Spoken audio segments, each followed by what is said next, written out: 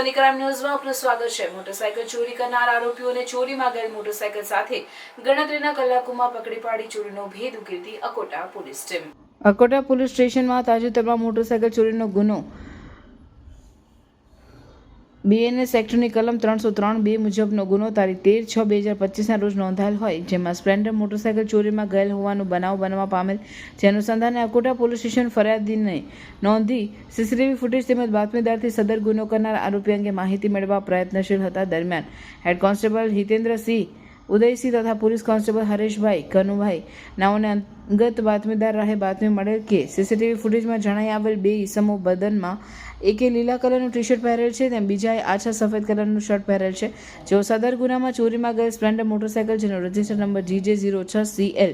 6145 ને લઈ કોઈને વેચાણ આપવાના ફિરાકમાં ફરજ છે અને હાલમાં જેતલપુર બ્રિજ નીચે ઉભેલ છે, જેને પકડી તેઓની પાસે રહેલ મોટરસાયકલના દસ્તાવેજી આધાર પુરાવા માંગતા તેની પાસે નહીં હોવાનું જણાવેલ અને ગલ્લાતલ્લા કરવા લાગેલ, જેથી સદરી ઈસમોને યુક્તિ પ્રયુક્તિથી પૂછપરછ કરતા તેની પાસેથી સ્પ્લેન્ડર મોટરસાયકલ તેઓ એક દિવસ પહેલા બંને ધુપેલિયાની ચાલ પાસે આવેલ રેલવે કોર્ટની પાછળના ભાગે પાર્કિંગમાં ચોરી કરી લાવેલ હોવાનું જણાવેલ, જેથી સદરી ઈસમોને અકોટા પોલીસ સ્ટેશનમાં BNS કલમ મુજબ ગુનાના કામે અટક કરી આગળની કાર્યવાહી હાથ ધરવામાં આવેલ। પકડાયેલ આરોપી અક્ષય ભાઈલાલભાઈ માળી અને સૂરજ ભૂપેન્દ્રભાઈ સોલંકી।